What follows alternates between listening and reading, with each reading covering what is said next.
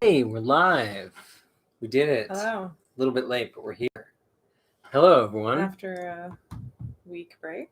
Yeah, we took a little break. Went through a zany window of Cookie Family Adventures, which is a really light way to put it. Because it was honestly really, really difficult. Like, it was pretty challenging, right? Yeah, in hindsight, I can say that. I didn't realize at the time. It's true. I admit that I kind of normalized it, or just maybe I had enough calmness or focus in enough points of it, or I don't know. We deal with crisis pretty well, I think. We do, actually. We're quite good.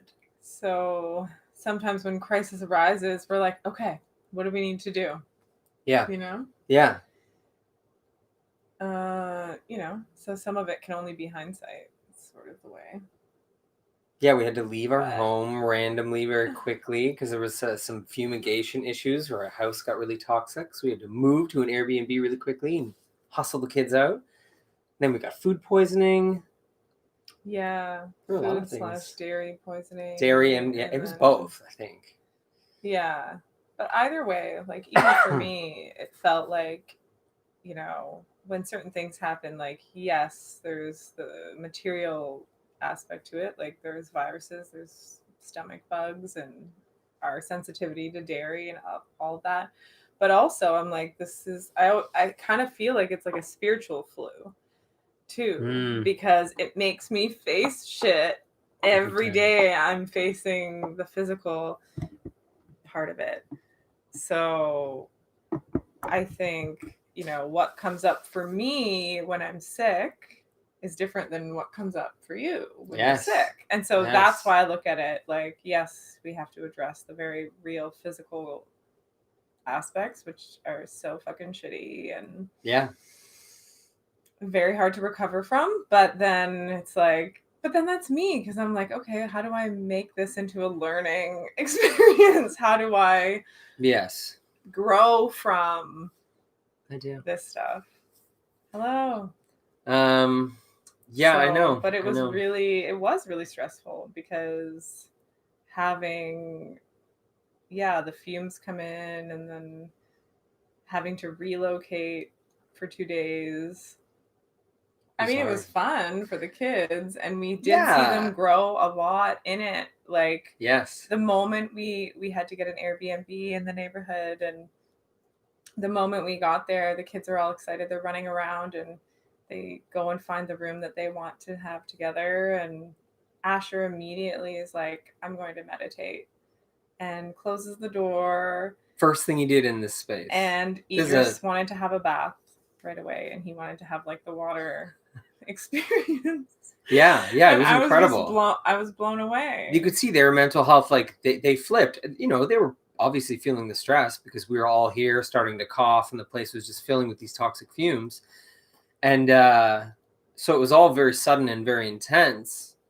And so for them to respond with, I'm going to the water, I'm going to meditate, so calmly and with such clarity, it was a good sign that we dealt with the situation in a way that was expansive for them. It turned it into expansion for them. Yeah. And that's really what we wanted to talk about today is that you can access a kind of depth in moving through darkness that you cannot access, I would say, through, going through other kinds of experiences that are lighter or maybe easier to move through. I was so proud of them, really. Like, and I mean, I guess I would have to say then that comes from us to a certain extent. That we weren't making it be a huge ordeal. Like, I was definitely upset too, and like there were moments where I just broke down crying before we left, and I was like so angry or but then it was like you show those emotions and then you're like, okay, now what do we do? Like, practically speaking, what do we do?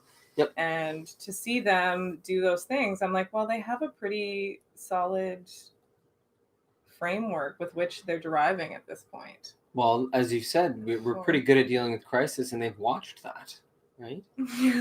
They've watched that. Idris was born into that. He was developing through the crisis of Asher's diabetes Yeah. when he first got diagnosed. So I mean, these two kids are very familiar with moving through darkness and becoming deeper for it. Yeah. So it is a good reflection, I think, that we've developed that capacity, but we sort of grew up with access to that. You know, that was a pattern I know in my life growing up. It was just learning to use dark experiences, traumatic experiences to find depth. This is a great skill. It's a really great skill. Whoa, the cat is hooking on to me here. I need to trim my cat's claws.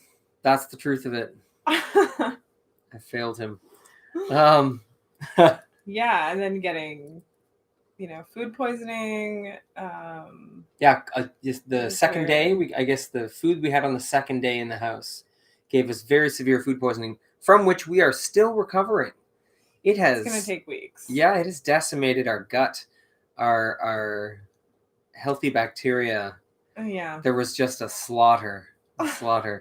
But interesting to me that all of this mirrored the Joe Biden inauguration, and it all perfectly culminated with this, because when we got home, we had our hearing as well, right? Yes, we also had our hearing at the Landlord Tenant board with our landlords, and just the whole debacle that's going on right now for thousands and thousands of tenants. I mean, in Toronto alone, there's thousands a week going up against the board for unpaid rent for COVID, and then extra issues. And so, I don't know, it was like a 5-hour hearing or something. It was about... it was like three and a half hours plus like the half-hour preparation. We had to go through a big document of evidence that we were presenting and all this stuff. In fact, the vapor situation in our house, where our house became so toxic, ended up being part of the case, because it was actually the second time this had happened. Yes, when Asher was a baby, they also renovated next door, and the vapors came in, and we had to move out for several days too. And so it just became a sort of battle, really. It did. Between it was us a full-blown and battle. The landlords, and it's not what I was expecting. But then again, I was like, oh yeah, I guess, because I know the landlord tenant board. I was a mental health worker for years, and went into the landlord tenant board as an advocate for my clients a lot, and so I know just the vibe and the way that it's set up, and it's just, we had a great lawyer, and I will say that he's just so incredible human being. He has energy that I envy. I just, and a heart, and sense of justice, a real sense of justice. To see a young sort of badass lawyer with a true sense of justice and a willingness to stand up to the hierarchy that's sort of been set in stone around us. Very, very interesting to see. It was beautiful. But so was there something that happened before the toxic air? Anyways, it doesn't matter. The whole timeline was the toxic air. Then we move out and we get food poisoning. We come back totally suffering from food poisoning. And then as Joe Biden is being inaugurated, that same day we have our hearing in this battle with the landlord. So literally, like, our lives were mirroring so much of this global story, which I really, really appreciated, because it just helped me, I think, mine some personal things that I could translate into the collective very easily because of that sort of timeline synchronicity. So I think this idea of depth is really interesting. I can't remember the quote, but there's this quote about, I think it's from Lujan Mattis, and it's about how the path to enlightenment is a foot wide, but 1,000 miles deep. And I always appreciated that, because every moment we're in has such incredible depth. And I was talking last time about Thich Nhat Hanh, about how he talks about touching the moment very, very deeply and making contact with the moment you're in very deeply. And that practice definitely helped me through all of this. I definitely had moments where I just stopped and like the stress, like in the stress, touching the stress, like being with the stress very, very, very deeply in like a penetrating way. And it was very transformative, I have to say. Mm-hmm. What's your experience with depth from darkness in terms of like the moment versus something you get in retrospect? Like, did you have any mindful moments in which you found that depth sort of in the heaviness of it? Or was it more something that you felt arrived as a result of moving through, those challenges? I think both. I think there were lots of little moments along the way. Things that I realized I was caught up in where I was like, like, little ones. But the food poisoning thing was more of the depth. Yeah. It was more of Yeah. the real, like, pain all around the body and, bringing my awareness to certain aches that I was like, oh, fuck, no, I haven't felt that place in years. And I didn't want to. And I still don't want to.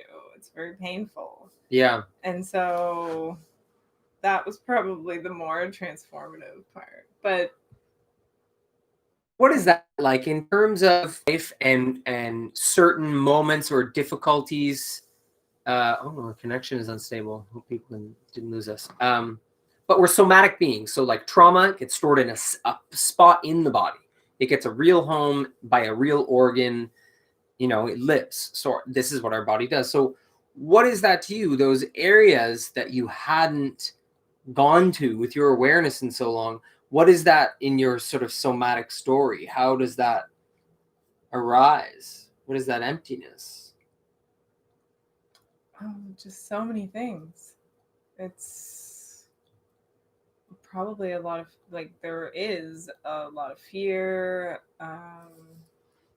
just unhealed wounds, and some of those are physical wounds that have caused, it's always intertwining, right? So Always. when I have like a physical ache, it is the physical ache that I need to treat on a physical level, but it also carries with it something, and it's like the chicken and egg. I don't know. Yeah. But it's both. Yeah, absolutely. It's just both. And so I guess that's where I get to the point where I use it. I'm like, I use it. I hate it, but I use it. Yeah. I fucking hate it, but I use it. It was hard for you. That was really, really rough. I mean, you weren't even really able to sleep. The pain was so real. You were just kind of laying around for days in pain. It was really, really heavy food poisoning. But therein lies the depth. I guess that's it, right? We were both talking about this because I had it much more mild. It was by no means as severe for me, but I did experience that same thing of, when you have a kind of flu or sickness where you can feel every cell in your body. You can feel it because they're sore and kind of achy, but you can feel so much of yourself. It's true. There's like a kind of aliveness to certain body illnesses like that. Those body flus, you're like, whoa, I can feel my... And I've had that so many times where if I can give myself enough space to really like be with it, it's actually like kind of interesting and meditative if it's not really upsetting in certain ways. Yeah, it's just both. And I think that's like, it's a very literal depth in that respect, right? It's actually looking more deeply into your body. Truly. Mm-hmm. Mm-hmm. But I don't know, I think being with darkness versus finding depth afterwards are two really different processes. It really depends on the level of trauma, right? Sometimes what we're going through is so traumatic that no, we're not expanding in the moment. We're not finding the depth in the moment. we might even be struggling to be present with it. We might have left our body. It depends on the level of trauma, right? Like, you would rely on your coping mechanism, whatever it that is. No judgment. So it's like, is your coping mechanism to suppress something for a little while, or is it to let your emotion like explode, or is it, to try to fix the problem right away? Whatever your coping mechanism is, you would lean on that right away. Yeah. And then so the challenge is then later being able to come back to it and find that depth. Yeah, and say, oh, that was my coping mechanism. That's what I was doing, not to overanalyze it, but you have the hindsight there because you're not in it, right? It's just how it is. It's interesting. So, Dale's pointing out like the idea of, the gift of depth in a world of shallowness, and it's true. It's true the way in which we've been entrained into shallowness through culture. Like we have such a shallow culture, right? Yeah. The best example of that is reality TV. Yeah. It has drawn us towards a level of shallowness, really. I remember feeling that when I watched reality TV sort of growing in popularity and the level of content. I was like, this is where we're going? The shallowest way possible? Yeah. We're not going to get more sophisticated or interesting? We're going the other way. The other way?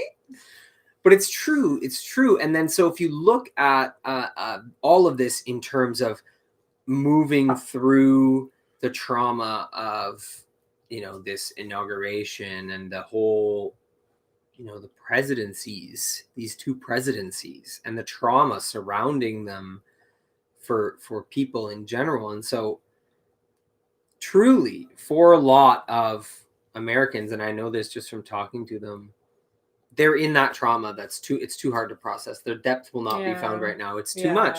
It's too much. And it's true. It should be held very carefully, to the extent that you can be with it in a sort of childlike way is really, that's really the best. That's the best way. Because like we were talking about earlier, like there's a difference between detachment and non-attachment. Huge difference. Non-attachment to me still means the full expression of your emotion that you're capable of at that time. Yeah. Including your coping mechanisms, including everything. Like it's just full what you can do at that time.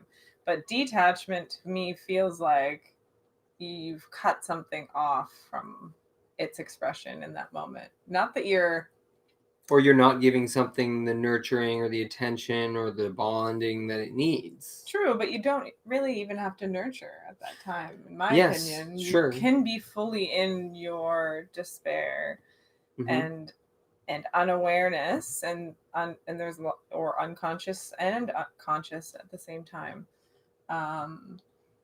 But as much as you are capable of at that time, essentially, is what you're able to do. But when detaching happens, it feels like there's like conscious choice to sort of say, I'm not going to go there. Well, this comes down to your spiritual practices in general, especially your spiritual practices when your life is not hectic.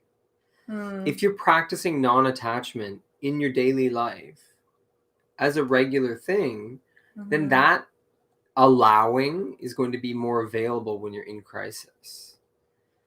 And I think this is why sometimes people get more fixated on detachment, because sometimes those practices have not been in place like in daily life. So the availability, the allowing of non-attachment isn't really there. It's not accessible. So detachment, something more forceful, feels necessary, As an interesting that's a relationship coping mechanism too, though. What is? Detachment. Yeah, absolutely. And it's one that's like, why do you want to detach so bad? Yeah. But it has the blessing of being a spiritual practice. I do get that, right? Like detaching can save you from something very scary, or that's something that you're not really ready for yet, or but how do we talk about it in terms of like this election right now? Let's say right, with where people are at in the, those who are feeling this is just a downward spiral right now.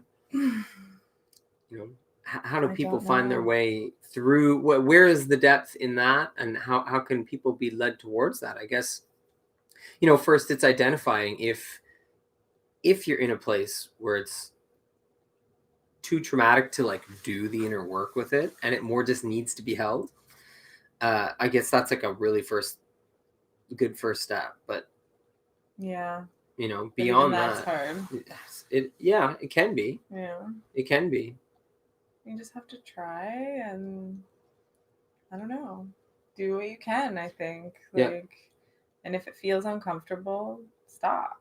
Well, and if we're talking in terms of trying to cope with a large scale event like that, it's ideal for community because you're not alone. That there are millions of people going through this. Yes. And, I was talking about this on the Edge of Wonder Live, the meditation that we did last night, that we have all gone through this experience of dark catalysts, really dark experiences in our lives, transforming us. We've all had that. Now, at this point, anyone who's listening to this, who's along this path, they know this, that you go through really dark stuff and then you come out more evolved, more expanded. Sure, that's a basic concept. But when in humanity's history have this many human beings gone through the same dark catalyst together at the same time? Is that even, can we even calculate that? I would say that within the timeline of human history, there has never been a unifying sort of moment of darkness on this scale. Like, how can you say that? Well, in this chapter of human civilization, right? So let's say if you're going to compare it even to Atlantis. I mean, in the last 400 years or 500 Yeah, years? like within our sort of modern human civilization, as we are sort of within this contained chapter. Sure. It's a chapter, right? Sure. Because even if we're talking about ancient civilizations and Atlantis and Lemuria, that chapter ended. There was a reboot. There have been these cycles. Years? We could get into cycles. Sure. Let's say even within this 500 years, because you got to think too, there's the internet, there's this aspect of global communication, of full-blown literal global communication occurring at the same time as millions, billions of people processing this moment of darkness together. Mm-hmm. So when, can you think of a time in modern history when there's been that much connectivity and that many people going through the same catalyst together? No, that's what I'm saying. I'm just I don't think capitalizing maybe 400 years but to say that it's never happened in human history, I don't know. Well, I would have to go. I guess I would assume. I would disagree with that. I think with this level of technological connectivity. Well, of course, I'd have to agree with you on that because yes, technologically speaking, but not on an energetic level. No. Well, I guess my feeling is that they lend themselves to each other because what's happening with the electronic communication is that you have online communities forming, but that is an energetic community then. Mm-hmm. So you do have these pockets of consciousness that are forming that, are in different places in the world that in other eras of history, even if there had been some sort of global thing, those communities may not have been able to form. That consciousness may not have been able to bundle. So, we have an opportunity, I think, with this that's unique. I think it's a unique moment in the human story. And there's something really beautiful about us moving through that together for the first time as a sort of this chapter of the human family. This is our first sort of motion together of this nature. I don't know. I find it very, very exciting. I find it thrilling. I know that doesn't mean that all people find it that way, and that a lot of people just have to be with the grief and the fear, of what they see going on, and that's totally fine because there's communities to support you through that. This is what I'm saying. There are so many communities to support people through that right now. And what's good about what I'm seeing personally as I'm watching the chatter in the different communities is that the space is being held for both. It's really beautiful. There's the people who are like, nope, this is it. We're screwed. It's done. And the other people saying, I totally understand how you feel. I felt that way the other day. I don't feel that way now. And really everyone's sort of moving through the chatter together. Yeah. To me, it feels like if we're really going to collapse something that wasn't working, we're all going to feel that a lot as it goes on. And it's going to be a long time. That's my feeling. What's a long time to you? Very, very long time. I don't know, but just longer than a few years. Okay. You feel the period of darkness that we're in is multiple years long? I think if what we're talking about we want to happen, and I think if we're really here to advance humanity and advance our consciousness and fully become more conscious beings, then yes. Because I know what it takes already at 36 years old, what the shit I've had to do to face my own darkness, and it's fucked, and it's taken a long time. So yes, but it wasn't all darkness all the time. There were chapters of darkness. Of course, but I do think we're at a point now, like of awakening, of like, you know, like we talked about, many people are coming to awareness. Many people are seeing now, like all of the lies. Oh, and, yeah. You know, the political leaders' lies that, you know, a lot of us conspiracy theorists would, you know, years ago, they'd be like, oh my God, I'm not even listening to you. Like, what are you talking about? You know, I have people talking to me who are like, wow, this is really hard. Like, it's really hard to know the truth. And of course, this year is more than any other time. But many of us have been on this wave for our lives. And we're like, yeah, this is hard to find the truth. And like, nobody even considered it truth before. It's crazy how much so that's happening. Just happy that you're even calling it truth. I'm like, wow. You're looking at this as like a potential truth, but that means like, yes, the darkness has to come up. It has to be like dug up and dug up and dug up. And I know how long it takes for one human being to dig up their stuff, their shadows. Yes, but what I'm saying is that one human being went through some darkness, and then there was some lightness, then there was some darkness. So what I'm saying is, what we're in right now, this dark experience right now. Or it's dark for many people, I guess. I don't feel that way too badly right now, but you feel this is lasting for years, like not coming up for air, not having any lightness along the way. I've come up for air as a collective. I think we have. I don't know. I mean, there have been points. Yeah. But I think I think it's going to take many years because we are trying to take something and totally remodel it. Yeah, to rebuild for sure. But I guess I just feel like there is a breaking point. There's so much secrecy. Okay, there is so much secrecy. There has to be a floodgate moment. I don't know. I disagree. Why? Why does there have to be? Because there's crucial things. There's crucial things that if they get out, like the elite pedophilia, okay, let's say just that gets out. I know that would be incredible. Just that. Like I pray for that, but yes, but that's what I mean. That's huge. That's a floodgate. That one is a floodgate, right? Yes, of course. So this is what I'm talking about. Those are the kinds of moments that are huge, beautiful bursts forward for people that are moments of lightness, come out of the darkness moments. Yeah. I don't think there's years until something like that. Doesn't seem that way to me at all. I don't think events like that, or you have like a genuine, extraterrestrial disclosure, or there's these crucial or genuine release of advanced human technologies. What if it doesn't happen?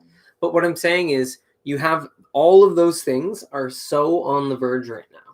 Yes, they are on the verge. It's in the COVID relief bill in the United States that UFO disclosure is a requirement. I'm just saying, look, it's already been a year. Yes, almost. Of the COVID narrative. COVID. Yes. Okay, so yes. Yes, what? Yes, I feel like it's going to take a long time. But what is it? What is it to you? What is going to take a long time? The crumbling of what we know to exist right now. So you're talking about the phase of destructiveness. Yes. Sure. That's what I'm talking about. Sure. Yeah. You know, I was thinking about this. We're in a destructive phase. That's what it feels like. Yeah. What's the Indian mythology? There's a goddess. That's a goddess of destruction and creation. Anyways, obviously I don't know it well enough to speak to it with too much depth, but it made me think that. But so I thought about this today because I had a dream when I was I guess in my early 20s. And it was an apocalyptic dream. It was very Kali. That's right. Thank you, Cosmic Sapphire. Much appreciated. So I had this dream, and it was very apocalyptic, or post-apocalyptic, I should say. It was me and close friends, and it was nighttime, and there was like fire and destruction everywhere. It was like cities were in crumbles. Everything was destroyed. Everything seemed destroyed, and there were all these like makeshift sort of tents everywhere that people were taking shelter in. And at first in the dream, it was what seemed like snowfall, but then I realized how warm it was, and I was like, this isn't snowfall, and I realized it was white ashes, and that there was just ashes settling down. But here's the thing, is that me and the people who I was with in the dream, we gathered under one of these tents, and it was a moment of like prayer and beauty and freedom. It was the feeling that the war was over. It was the feeling that the beginning had finally arrived, and we were surrounded by destruction, but we were so excited. We were thrilled. And this dream has been on my mind a lot these days. I think I even still have the shard of a journal where I wrote it down. But I remember it so clearly because I remember this moment of, why is the snow warm? Like, it was so vivid for me. But it was such a beautiful contrast to be in this moment of serenity and peace and hope amidst pure destruction. And it really felt like I was being shown, it scared me at the time, because I felt I was being shown a portion of my life path. And at the time, I was much more immature, so my interpretation of the dream was far too literal in terms of like, I'm literally headed to an apocalypse where I'm going to be surrounded by everything being smashed and dead and on fire. I mean, that might happen, I don't know, but I don't think that's really what the dream is offering me. I think the point is really just this idea of, when we get to that moment, when we're finally ready to build this all again, how much destruction will we be surrounded by? I don't know. We need to be ready for what that might look like. How much destruction do we need to be surrounded by to build it again? Because to a certain extent, that's what people are watching right now. I know Americans feel like they're watching it, everything being torn apart, torn down. Yeah. The small group of Biden followers are pumped, but even that's dwindling from what I've heard. I know. I was telling Simon, I saw someone post a video of Fauci earlier, and I didn't realize that so many people were they've like turned him into a sex symbol. Physically attracted to him. Yeah. And I was just thrown off completely. I didn't waste too much time on it, but it was very off-putting. Oh yeah, I've had dreams of being in dome tents and seeing swirling fire tornadoes. Interesting. Yeah, that sounds right in alignment with what I was sort of experiencing. Maybe there is something literal to it. I don't know. Given what has happened with this whole war launched by China, sort of the deep state thing, and we do not know what's coming. We don't know what the awakening is going to be, but I think that's kind of like part of that is because we're writing it as we go. They had all these remote viewers look into 2012. Do you remember this? All this info where when everyone was looking at like the 2012 window and what was going to happen in 2012, and there was all the sort of the notions of 2012, the end of the Mayan calendar, there was going to be a singular great awakening in that moment somehow. There was all those sort of beliefs swirling around that. But there was real remote viewing data where when they would get to that point, they couldn't remote view anything past it. They would just hit like a wall of just like white light or just like nothingness. And I heard someone talk about this the other day in terms of where we're at right now, that we're in this pure potential liminal zone.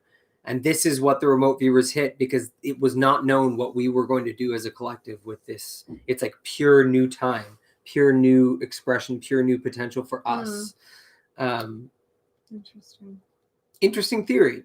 Maybe totally wrong. I don't know. But I think the idea of being in a liminal space, a space of pure potential, there's a lot to where we're at right now that I've felt that way about, that like we're in this sort of incubation phase. And I've really felt that like I kind of want to like hunker down and like, take this and like do the best I can with this and plant the best possible seeds in this really dark space where we are, because it's so rich, right? It's so deep. And so that you can take those seeds like really, really deep right now.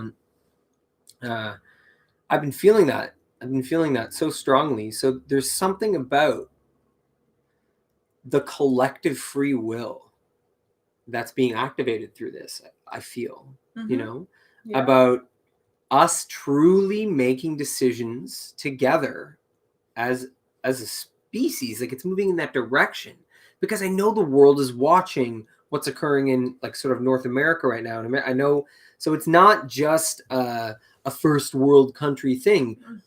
Really, citizens of the earth are observing in a way that they,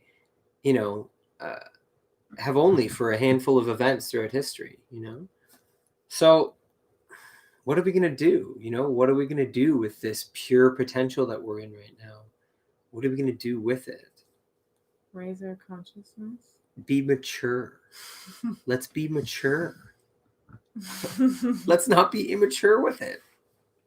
Like, we have before as a collective.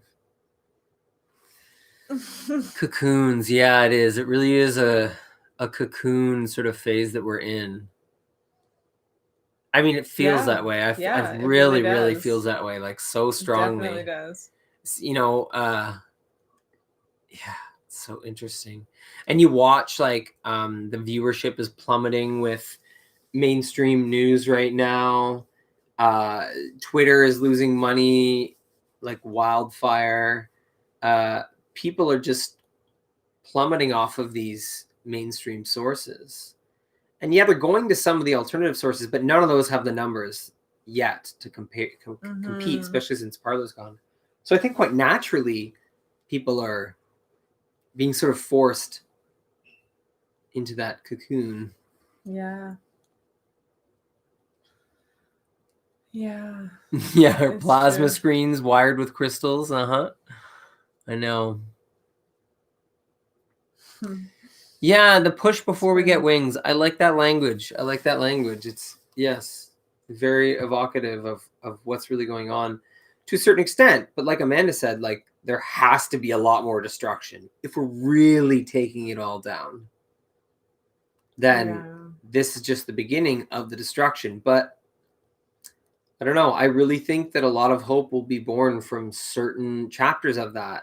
And it will flip the context of the next experience of destruction. It won't be experienced with the same trauma, I don't think. I think we'll get less traumatic.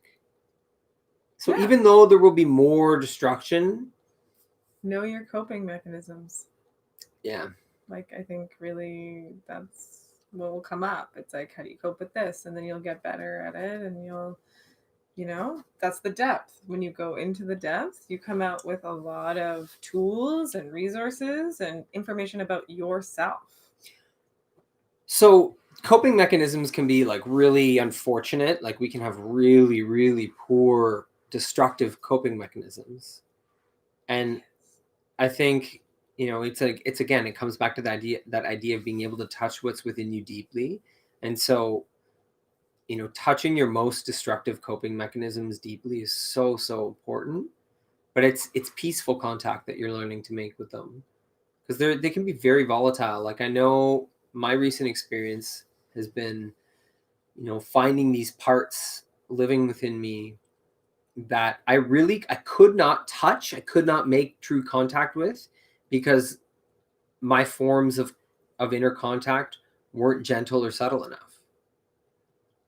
So it was like, even though I wasn't coming in a violent way, these areas of myself were so sensitive that my intensity was experienced as violence.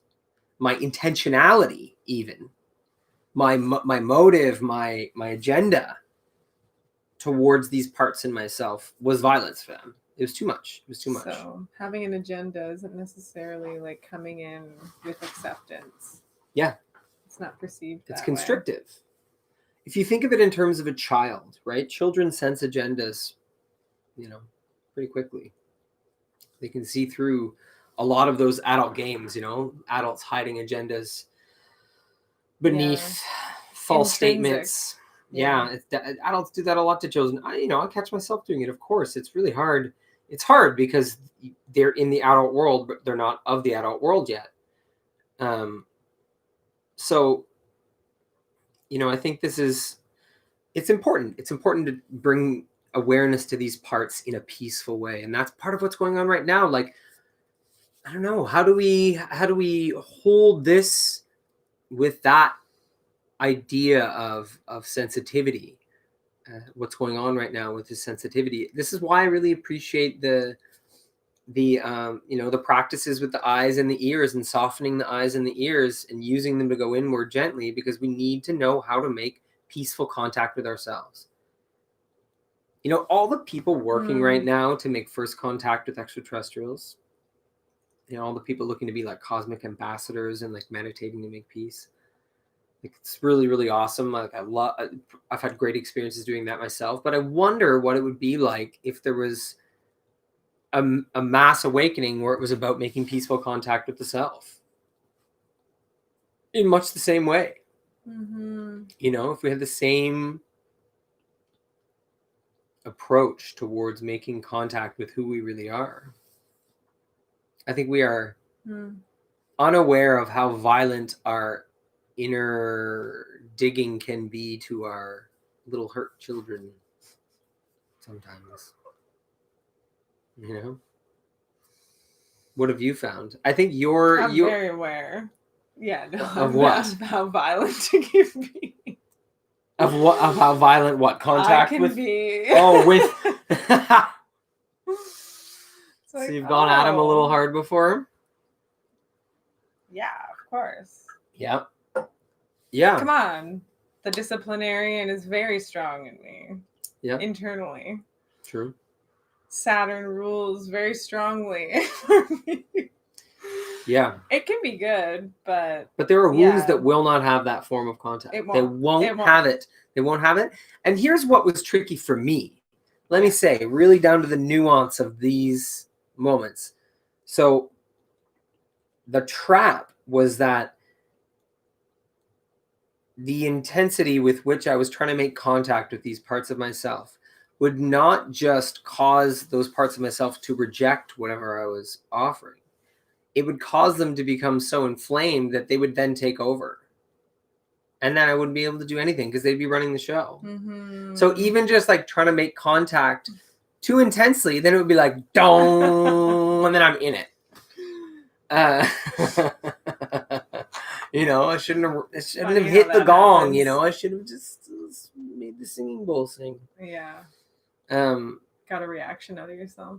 Yeah. So it's tricky because then if you get stuck in that, then anytime you go in to do that inner work, if this is happening, then the wound is taking over because you're being too intense or too whatever it is, the form of contact is not peaceful enough. You're not touching deeply and peacefully enough, I guess. That's what I found is that, it's almost like for the human collective, there's this moment of awakening that is first contact with the human collective.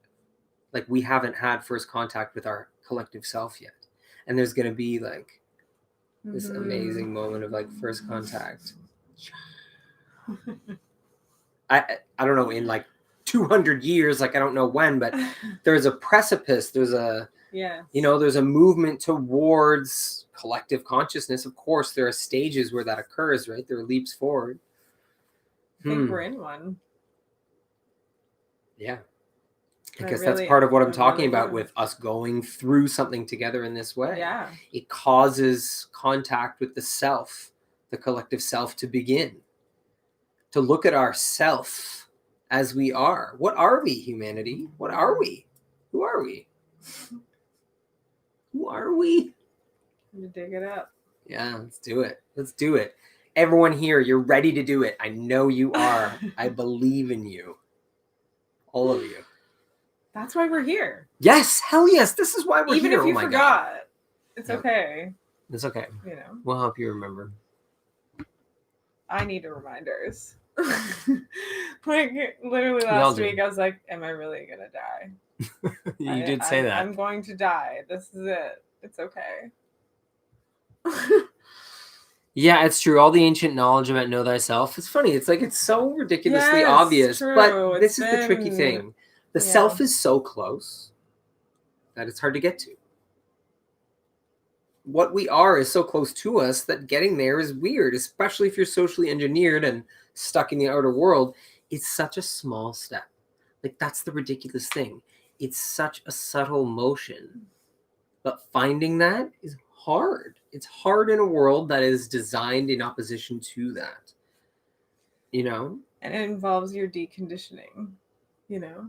to Ah, get Matthew there. Mornian. Good So- to have you here, sir. Hey. Thank you for stopping by. Glad to have your energies. Yeah, I think, I mean, I love the communities that I'm connected with, especially right now because I'm watching so much like mature holding of the space and so Yeah. much like guiding people through the difficult part of it and so much focusing on the big picture and what's at the heart of this. Like, I'm watching this happen and I'm just so proud of the community, you know, for finding that and for being that in the world right now.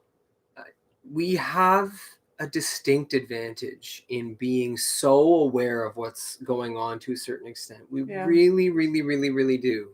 It's so huge. And think of what we are building for the next 7 generations. Think of that seventh generation teaching. What we're doing right now. Oh my God. It's just so unbelievable in terms of what is going to be like what the seeds that are happening right now, right? We were talking earlier about how this darkness that we're in is rich soil for planting seeds, and some of those seeds are not going to even germinate for 7 generations. You know, so when we come and do like a collective moment like this that's so rich, I mean, we are doing so much for our children's children. It's so amazing. That's it. It's so amazing. We can say we were part of the destructive phase. Yeah, we were in it. We came to hold We the are here light to while hold it the all fell space. down, right? Hold the Yeah. light while it all falls down. Yeah. Hold your ground. Like, Yeah. damn, and people are doing it. It's awesome. I love it. I love it. And people who need help, yeah, get help. It's there. We're here. There's lots of support. It's so great. And the unknown of like where we're moving is superb. Do not try to fixate on what's going to happen, right? That non-attachment is so important. Yeah. Like, certainly explore and dig around and look at theories. Like, we have gotten very efficient at like sharing the news with each other and, you know, trying to keep up on the narrative by tossing each other the latest thing that we found. And I do find that helpful, and actually doing it together is way less anxious than trying to do it alone. God, it's so hard to keep up with what's happening right now. It's a lot, yes. But also, you know, it's hard, and I think it should be hard, but if it's anxious, just stop. Yeah. Just stop. If it's affecting your non-attachment practice, then stop. Put it down. Put the phone down. And oftentimes too, like, I'll ask myself, like, is this really important to me right now? Like, you know, and it differs for everyone. And there is a lot of times I find where I'm like, no. I know my truth. I know what's going on. I have a certain amount of information from, you know, whatever shit fuckery is going on today. Yes. I know now. I'm now giving my attention. My attention is valuable. My energy is valuable. It is treasure. And I'm going to use it accordingly. And only you can know that what that is for you. But I've noticed I just check in now and I'm like, should I be doing this? Yes, I should be delving into Justin Trudeau and what, I need to Sometimes. do this. Yeah. Or whatever it may be. But then there are other times where I'm like, and I guess that's just for me, I relate it to my chakras where I'm like, oh, you know what? I'm totally not. My crown chakra is off. My third eye is off. I am out and I'm not connected anymore. And I need to come back to what my true motivation is in my life. What's my motivation? What's my drive in this moment? And if that delving matches my motivation and my alignment, then of course, yes, I will do that. But my life's energy isn't only that. And so I have to remind myself, like, why am I here? Here's what's really tricky about content consumption is that the feeling is that it's you getting something, but you're losing energy. Okay. Consuming content is draining. It's just a draining thing to do, right? Because it's especially content right now that's high drama, high stakes. So you are consuming content, you're getting information, but you are also losing energy a lot of the time, just because it costs energy to be one of the beings digesting what's occurring. It just does, and what you do with that is yours, but it's not free. It's not free, and that's why it's always important on a daily basis, in my opinion, to consume content that is nourishing to you. That is not just you scrambling for the narrative, but you pick up a spiritual text, or this is something that they talked about in my training and ordainment as a metaphysical minister. There's like every single day, connect with a spiritual text that is deep and meaningful to you every single day. Yes. Whatever it is, always make sure you do that. Connect with something that nourishes your spirit. So have enough books around, have enough resources around, that there's content nourishing your spirit on a daily basis. This is so important in these times right now, right? Make sure all the content you're consuming is not draining. Make sure there's nourishing content as well. The news cycle. How it will change. I think that's one of the things that's going to break. Yeah. That's going to break. That's going to be interesting. The alternative media, I mean, this is it. We're going to be the ones we are the news now, basically. That's the thing. It's great. Really nice to see. It's glorious. Yeah, people. There was another big Facebook purge. I'm sorry for everyone who got caught up in it. It's a bummer. A whole bunch more people that we know. Yeah, got booted. Oh, geez. Massive. I know a whole lot of people. 3 or 4 people I heard from people from Camp Disclosure, and yeah, not good. Another purge, but all the more reason to be finding where we're going to gather next. I'm not sure where that's going to be. Yes, Cosmic Sapphire saying they left willingly. It's true. Yeah. I mean, and that's the other thing. People are flooding off these platforms because they're unjust, because they're inhumane, because they're weapons. Everything. They're weapons. Yeah, I've heard a bunch of people. They were designed as weapons. Yeah. And they should be seen as such. It's a portal to people who are unlikely to get my content anywhere else. So for now, we have to each be strategic about it, and everyone's doing their own thing. So it's really important, but yeah. And you felt drawn to doing an oils blend today that was for grief. Talk about that. What brought you to that? I mean, I don't know. I personally deal with a lot of grief just as a human being, but because the amount of struggle that you face. Yeah. But based on everything that we've gone on this week and everything that's gone on in the world, and so I just felt like it would be good for us, and I think it's good, but also at the same time that it's grief, it's just a comforting.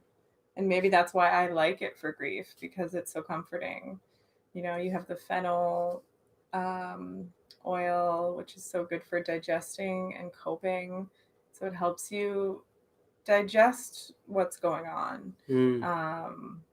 And then the marjoram, which is just such a comforting one. So it helps you. And even if you put it on you physically, it's so good to just help you bring back a sense of touch and comfort on your body. And then with green mandarin, it's just it's playful. It's the citrus. It's what brings you. It lifts you up a little bit to clear you out. So it's nice to aromatically dress in it too, and to massage yourself with it as well.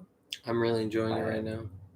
And I also, I don't know, when you make these, I always feel like it's an offering to the collective as well, right? Just because what we're offering is really community oriented. And so I always feel like the vibration of what I'm smelling, I hope that that's something that I'm also then giving. That I'm somehow giving, we are in a state of interbeing.